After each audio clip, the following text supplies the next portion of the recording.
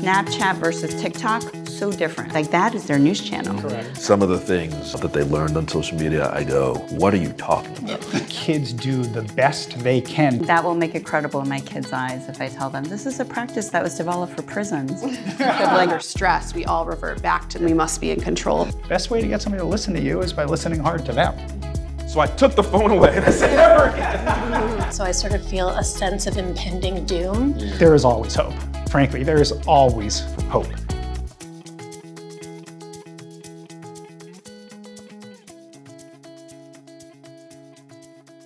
Thanks for joining. I think we're all here today as parents. There's so much that is out there being talked about in the news, on social media, and a lot of research coming out that, frankly, I think gives us good reason to be concerned about social media's impact upon our kids. And I'm sure you've heard the advice that everyone gives, which is that we should be talking to our kids about social media, right? And as a parent of 3 myself, I'm a clinical psychologist, but my response to that is sort of like, great, but how, right? So maybe we could kick things off just to get started a little bit here with folks sharing what you feel to be the biggest challenge when it comes to social media and our kids. I would say the amount of time that it consumes. Time. Addicting. Uh-huh. My kids are not on social media yet, so I sort of feel a sense of impending doom. So your phrase is impending doom. It's a joyous experience when it's joyous, right? It releases so much positivity. And my kids tell me stories about great moments that they can relay about what's happening in pop culture, for example, through social media. So it also does that. It's a good reminder, right? Like not everything is negative. So let me set the stage a little bit here. We all know we should be talking to our kids, but how to do that is challenging. And we have an evidence-based approach. We call it collaborative problem solving. And it's an approach that's been shown to really reduce concerning behaviors, improve our relationships with our kids, actually decrease our stress as parents, which is huge.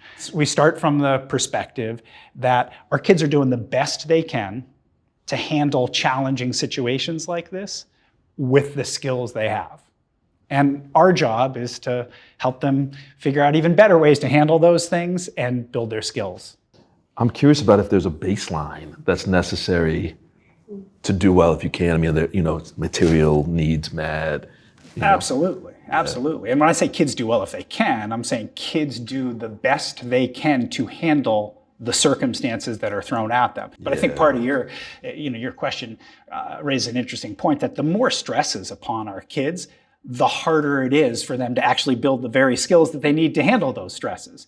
And social media puts a lot of stress on our kids. It's stressful for us too, right? With the supposedly fully developed skills that we have. So you said it's called collaborative problem solving? yeah, and this started as a parenting approach decades ago, but then was used in all kinds of really tough settings. So we're talking hospitals, prison settings. I think that will make it credible in my kids' eyes if I tell them this is a practice that was developed for prisons. They'll be like, yes, finally you get it. That's how it feels living in your house. And is there like a target age group at which you find this starts to be developmentally appropriate? Great question. We've studied this. I mean, it's sort of shocking. 3-year-olds, neurotypically developing 3-year-olds, have the basic skills to collaborate on solutions to even tough problems. It's interesting to think about building those collaborative skills at a young age, 3, 4, 5, which is the case for my kids, right? So that when we get to some of these more sensitive topics, it's just a part of how we communicate and collaborate on things. Exactly. Well, you can help them build the skills they're going to need to handle those situations in the future. And as you're saying, you also build sort of a template for this is what we do with tough problems. Right. We talk about them. One thing you're going to hear me emphasize a lot today is talking with, not talking at or to, which is like every parent has been in that position Like I even find when I'm doing too much talking with my kids, like I know I'm doing it and I can't stop it. It's just like coming. So again, I'll hope to give some guideposts to structure these conversations that can, facilitate not only getting closer to solving these problems in sort of durable ways, but building our relationships with our kids and helping them build skills. And hypothetically, if let's say your kids are beyond the early formative years, you've missed that boat, and now they are older and you failed equally between your 14 and 18-year-old, there's still hope? Hypothetically speaking. I know a friend who's asking for a friend. Asking for a friend, yes. There is always hope. Frankly, there is always hope. I'm just lowering your bar here so that you can. Don't worry about it. This is why I preface this with this has worked in prisons and correctional facilities, all kinds of places like that. These kinds of skills are all developmental skills. And so, a kid may be 18 now, but they may have some lags in some of the skills they need still. And yes, you can build those skills. Is the brain more malleable, of course, early on? Yeah. But even we can learn new skills. I'd argue we have to, and I'm always impressed when my own children say to me things like, you're talking a lot. Or, I don't think you're listening to me. Isn't that humbling? It is helpful. But it's like true psychological safety that they feel like they can say that to you. I mean, that's really impressive parenting. Thank you. I remember one particular time with my eldest when he was pretty young, and he was tough at that age. And I was losing it, in the middle of completely losing it with him. And he looks at me, he's like fighting back tears, and he says to me, "Dad, can't we just work this out?" And I'm like, that'll stop you in your tracks, yes. Right? And I was like humbled and embarrassed as somebody who teaches collaborative problem solving for a living. But so I think one of the first things for us to remember, and this is going to sound so obvious, but in my experience for us parents, it's really important, is the worst time to work on a predictable problem is, of course, when? In the midst of the conflict. Right, when it's happening, right? But that's often when we try to have these conversations. Usually. Right? It's like, when they're spending too much time and you want them to get off social media and you're worried they're addicted to it, and you try to have a conversation, we try to have a conversation in the heat of the moment. It's the worst thing we can do. Because to use sort of professional jargon, your kid is already going to be sort of locked in and dysregulated, and you're going to get dysregulated too. Bad time, okay? So when we talk about collaborative problem solving, what we want to do as much as possible is do it proactively. Pick our time, our place, and I think an underrated thing to think about is the activity you're doing. Because in my experience, the worst thing you can do is call a family meeting of some sort. Like, what's the first thing they think then? Something's I'm wrong. in trouble. Something's bad. Right. It's not positive. So they immediately are going to start to shut down. So I often think it depends on the age, right? With a little kid, maybe it's when they're in the bath. With an older kid, maybe it's when they're in the car, when there's, a little movement, you're not looking at each other, but they're trapped, something like that. Movement is really helpful because it's regulating and calming, not staring at each other in the eyes because that's dysregulating. So take a walk, shoot baskets, whatever it might be. But your kids, right? We all know our kids best. Pick the time and the place that you think they're going to be most accessible for the conversation, and you want to have it proactively. The other part of preparing these conversations that I think we don't think enough about is clarifying our concerns ahead of time. And it is much harder than we think, okay? Most of the time when we enter a problem-solving conversation with our kids, we have solutions in mind already. So they're on it too much, right? We already have solutions for how we can limit the amount of time they're on it. Take it away. Right? Clear. And you don't want to enter a collaborative conversation with a destination already in mind, a solution. What you do want to enter the conversation with is your concerns. What are some of your concerns? Not your solutions, but your concerns you have. I don't know, I just feel like starting with you just because you said time. I'm just worried how much time they're on it. And that my kids feel like they live in prison, yes. So I would say getting to bed late. I'm going to be a pain for a second because I like to get people to drill down on their concerns. Getting to bed late is bad because? They're tired the next day. And that's bad because? They could get sick, their immune system's down, They're grumpy. Okay. So it's a great example, right? You start with a vague concern, they're on it too much. But then you narrow it down to being more specific.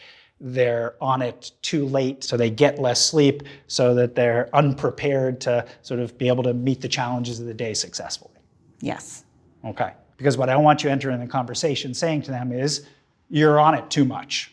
You're spending too much time on social media. No, I'm not. And then you're just going like this, right? I actually don't even know how to start a conversation around social media. Well, first of all, use of technology or screens and social media are not the same thing, but both are worries that I have at my age of children. Yeah. How to have proactive conversations that are truly proactive because the problem hasn't happened yet. Correct. But if I'm hearing you correctly, you're also seeing that just you already have concerns about screen time that you think are going to be close cousins of concerns about later social media use. Absolutely. And you would be worried about your kids spending time on screens because it takes time away from your family or you're maybe less active with your body, which to me means grumpiness later. Taking away the screen causes an outburst. So did you see, you've already listed 3 sets of concerns. Right? You could see totally different solutions, like making sure you have enough physical activity versus spending time with your family. Those are going to be different concerns. Now, as parents, one of the challenges for us is you probably say to yourself, I got a solution that'll work for all of them, right? Which is just like, don't use it. Yeah. Yes. Which is a bit unrealistic. How reasonable is that? Not reasonable, we would say? Not reasonable. Okay. Just curious. I don't know. What do y'all think? I think, again, working in schools and working with my own kids always find a way. They're like water. They will flow to the area of need, right? So how do you can do some regulating, but you got to understand, I think, that they're going to find a way to get that thing, and so how to talk to them about it. You're going to find a way. So I think it is unrealistic. Yeah, okay. The one I struggle with the most is I feel like for one of my kids, they are clear that being on social media makes them feel bad. They'll say it really clearly. I saw this thing earlier today. It makes me feel bad about this relationship that I know this person has with this other person. They're teenagers. I'm just going to delete the app. And then moments later, we'll reinstall it. Mm-hmm. And so there's a level of addiction, but also an understanding of this doesn't actually work for me. Yep. And it's a cycle. And so trying to find ways to break that cycle. And again, just to drill down on your concern, what I hear you saying is, I'm worried that being on social media sometimes makes you feel bad. It's upsetting, makes you feel bad, and you don't want to feel that way, so you often try to stop, but have a hard time stopping. And so you find yourself back doing things that make you feel bad. Even better, that's what my kid said to me. Which is spectacular. Right. And that's right where we're about to head, is cycle. How do you get information like that from your kid? Because you're in so much better of a place to be able to problem solve, having had your child share that information with you, which is going to be the most important thing we talk about today. So I took the phone away and I said, never again. That's it. Thank you. I think that's And how'd it go? No, I'm joking. I didn't. That's what I did. You did? You took it away? I'm actually not on social media much. I'm only on LinkedIn. But just to be clear, you're on social media. Yes, you are. LinkedIn has become more and more like other forms of social media and is addictive in nature as well. It's true, but in terms of the worlds that my kids live in online, I'm realizing that like Snapchat versus TikTok, so different. Yeah. You know, TikTok, like that is their news channel. Correct. And of course, for my husband and I, Snapchat, we're thinking about those are the disappearing photos of body parts. So that's our like outdated perception. Yep. So I had my kid when she was in the 5th grade begging for Snapchat because it's where all the 5th graders were organizing the after-school get-togethers. Yep. So she was missing out and being excluded just because she wasn't on that channel. Yep. I didn't let my older kid, she had no social media until high school. Mm-hmm. It's not like she feels like there were regrets. Where for my younger kid, 14-year-old, I broke down because it's harder and I'm a weaker parent and I'm just making more mistakes with them. I'm like, whatever, it's too late for you.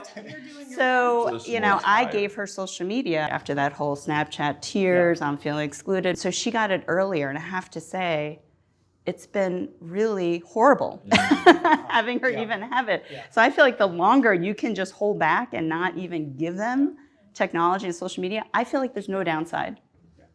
Well, the reason that you decided to let her have it earlier was because she expressed a good concern to you, which is I'm missing out on being able to be a part of social things. Now, here's what's interesting.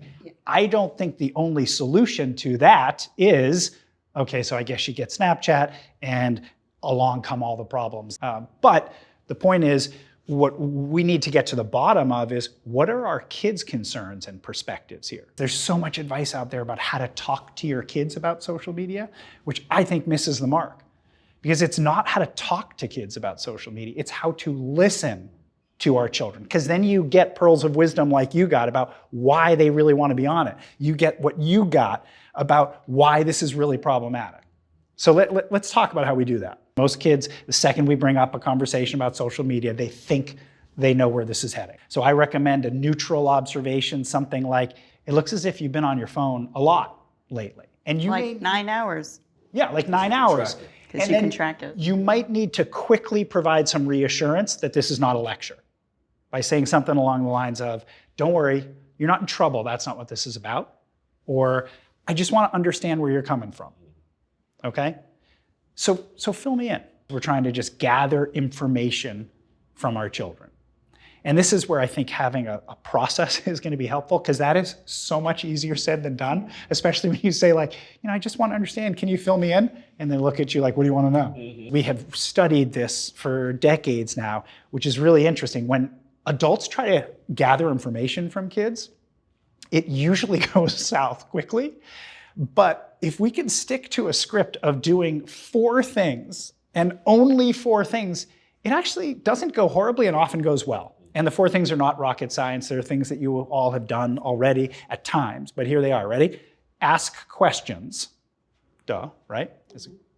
Take guesses if need be. If you hear anything from your child at all, even, I hate this, I don't want to talk to you, reflect back to them what they said to you. And what I recommend, particularly with adolescents, is don't just repeat it back verbatim, or that'll annoy the hell out of them, but sort of say it in your own words. And then the final thing is reassurance. So there's questions, there's guesses, there's reflecting what you've heard, and if need be, reassurance. You're not in trouble, I'm just trying to understand. I know there must be a good reason that you're deleting the app, but then loading it again, and I just want to understand. And then it's really hard for us, but what we want to do is bite our tongue on our concerns, our solutions, and just try to listen. But what if I have really good advice to give? The better your advice, the harder this is. But when we impose it upon our kids, it's not going to stick most of the time, and it can really sort of make for a lot of conflict as well. What if you're opening this conversation, you're really excited to listen, and your kid is just completely silent? Closed for business. Yeah. Well, it's not like you say these magic words and everything flows, especially if you've had a lot of less than collaborative conversations about social media before. We've done this. Yeah. Like what advice did you get? Like They think this is headed down the same old path, right? So you stick to your 4 things and you're like, okay, they have said nothing, so I don't have anything to reflect. I've asked a bunch of questions, they haven't answered it. I'm down to 2 things. Reassurance, let me try some more of that because maybe that'll get things flowing. And then I'll start taking guesses. And most of the time what I find is if we take guesses and we're wrong, kids will chime in. They will tell us. And they say, oh, okay, so that's not what it is. 4 things: questions, guesses, reflect, reassure. And I would tell you the most aggressive form of reassurance, but you've got to be prepared if you're going to give it to follow through, is to reassure them that ultimately you're not going to impose your will and impose a solution, that you really are going to work on a collaborative discussion. And so what you don't want to do...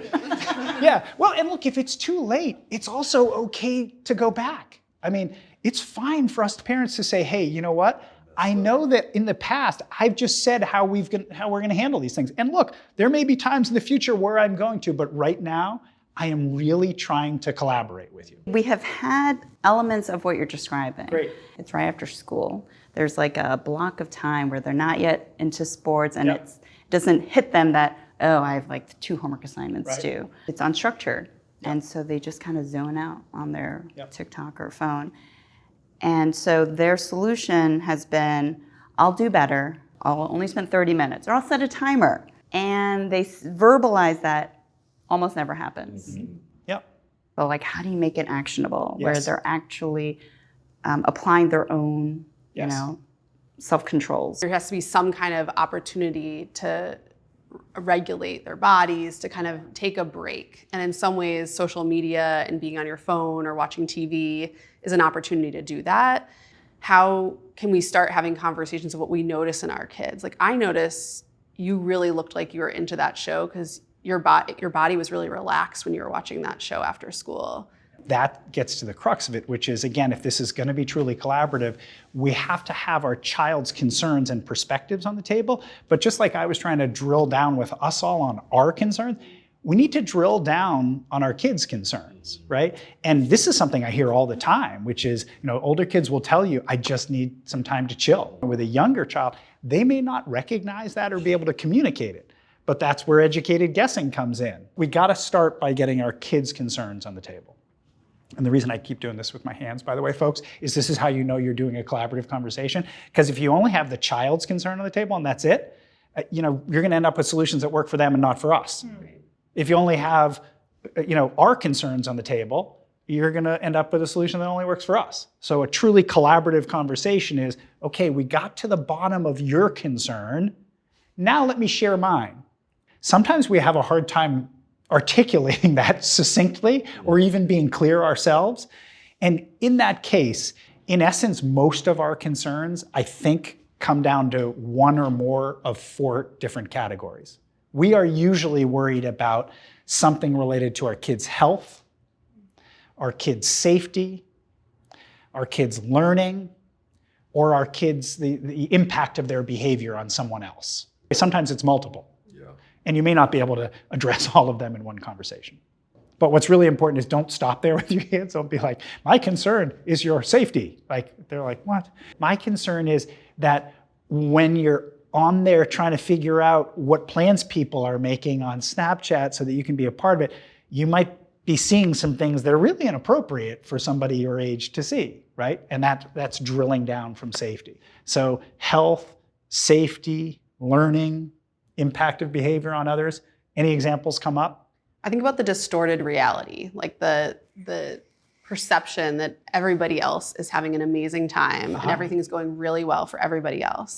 What that does for your mental health. Yep. Yes, and let's be clear, under the category of health is mental health in a major way when it comes to social media. So yes, seeing everybody's having a great life except for me may impact your mental health. And what we want to be specific about there is may make you feel really bad about your situation or what's going on for you in a way that doesn't mirror reality. That's being specific.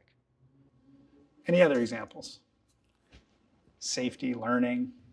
Right, that a sexual predator is going to contact you, that you're going to be convinced to go somewhere with them. That would be like the most extreme that I could think of. Which, depending on your child and how old they are, you could voice in terms of, I'm worried that somebody who wants to take advantage of kids could be trying to reach out to you through these things. That's being specific under the category of safety. So those are good examples. I have a learning one. I mean, some of the things that my children talk about that they learned on social media, I go, what are you talking about? Yeah, that's not That's factually not accurate. actually real. No, it is. I saw it here. So trying to figure out how to fact check, that's a skill they need to develop anyway. There's so much coming at us all the time. So that would be you saying, my concern has to do with, are you getting accurate information or information that might be false or only one-sided or something like that? And the other big learning one, of course, that comes up a lot is homework and schoolwork related, or to your point earlier, getting to bed too late, being exhausted at school.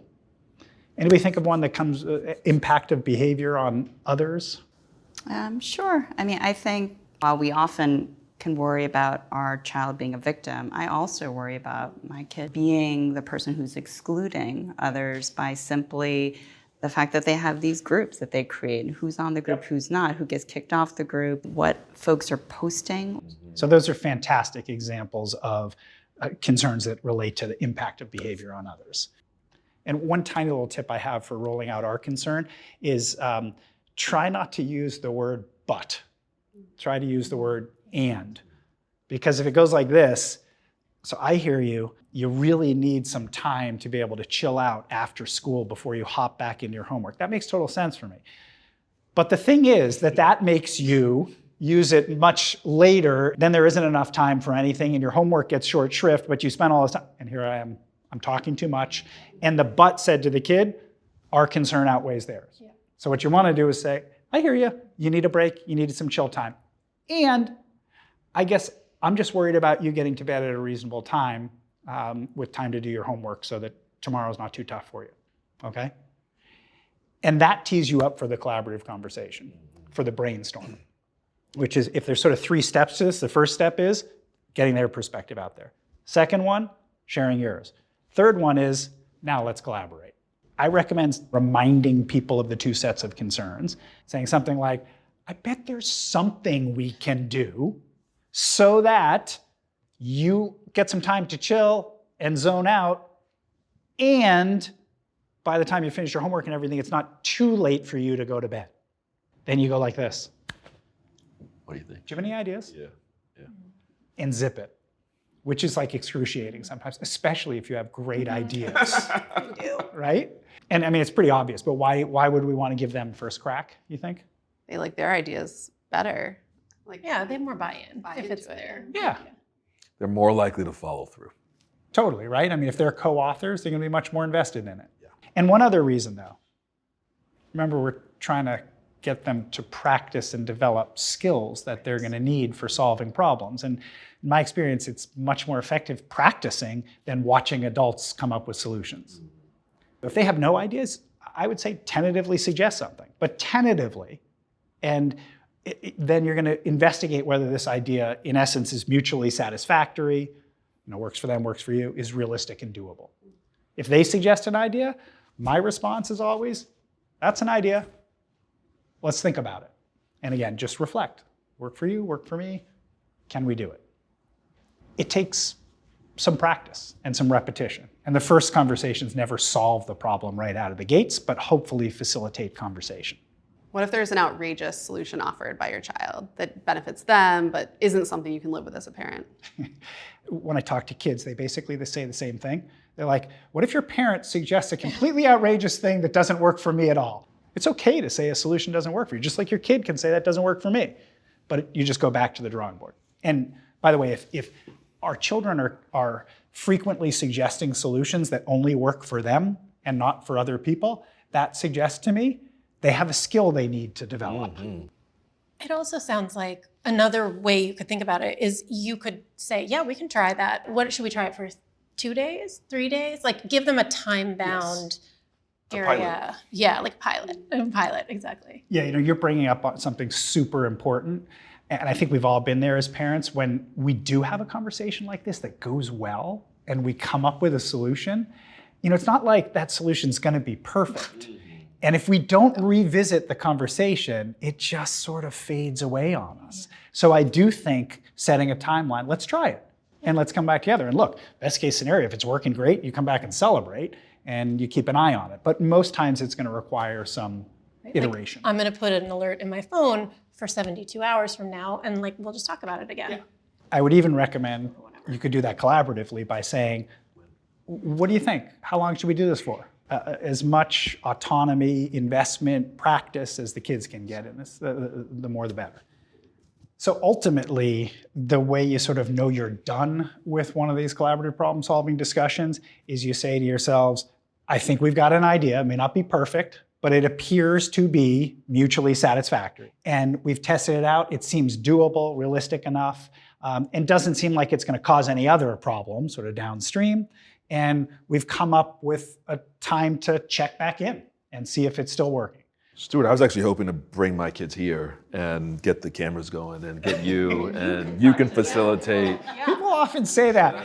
And I say the same thing to them, which is, sounds great, but even if I do a stellar job, I don't have the relationship. One of the most important things that comes out of these conversations is relationship building, but you gotta have some relationship in the bank to be able to have this conversation. All right, real talk though. I appreciate the model and I'm struggling.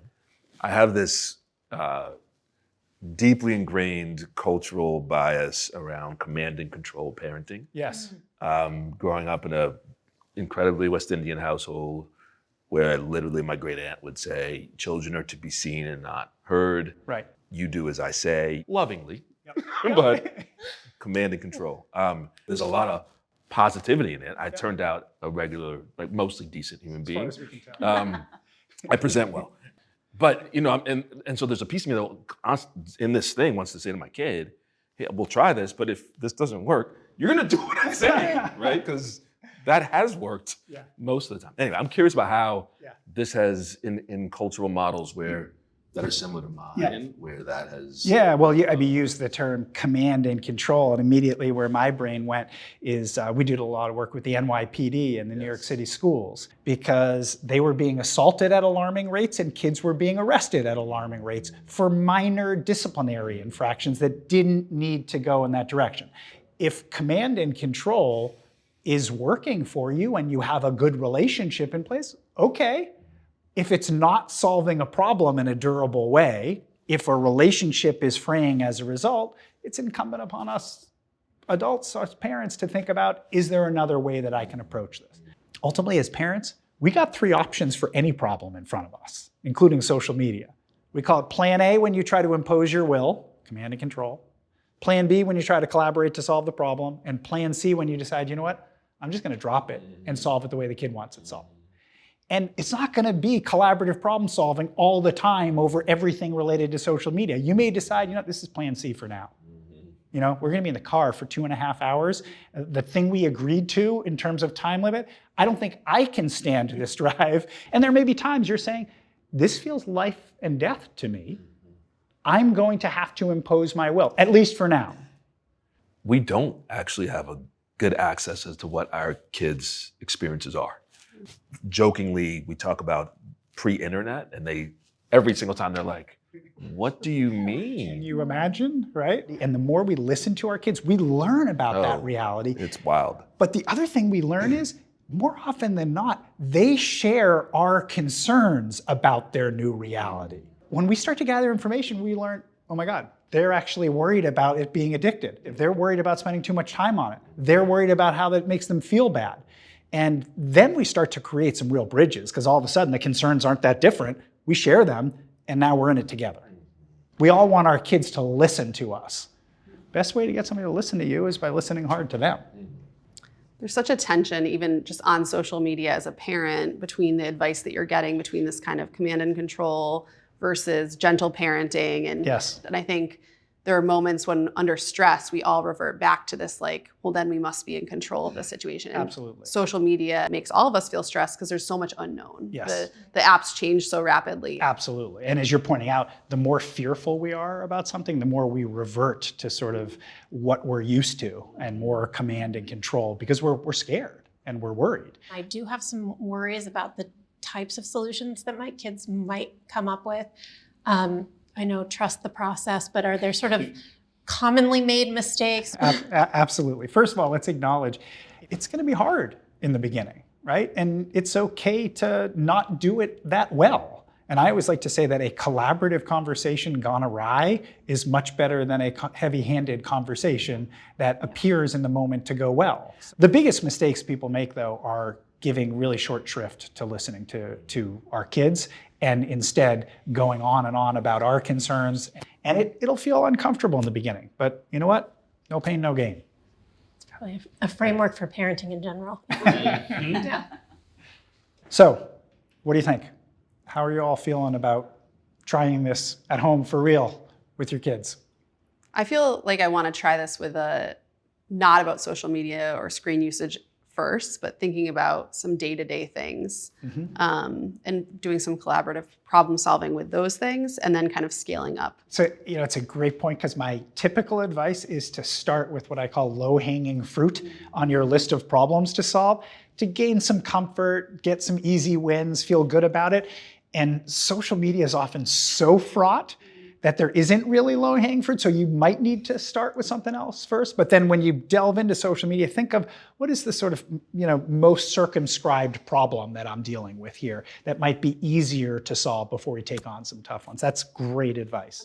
I think my kids are going to love the fact that mommy went to essentially parenting workshop and came back with one takeaway where an authority, a clinical psychologist said, you need to listen to your kids more. So they're just going to revel in that. They're going to say, "What happened to you? They're like, you go today?" "Can you go every day?" That's my takeaway too, is that idea of listening and how to be clear to a teenager. I actually really am here to listen. I actually really want to listen. And I think I'm gonna have to say, I need you to hold me accountable to really listening. So if you hear me saying anything, just tell me to be quiet. I think my children will love that. They will love that. I'm here to listen to you, and I'm trying to take in your ideas about how to solve this thing.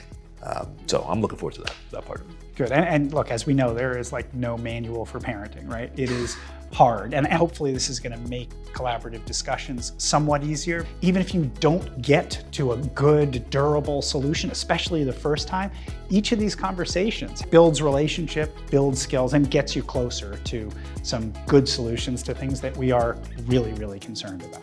As you go out and do this, remember, kids do well if they can. Thanks so much.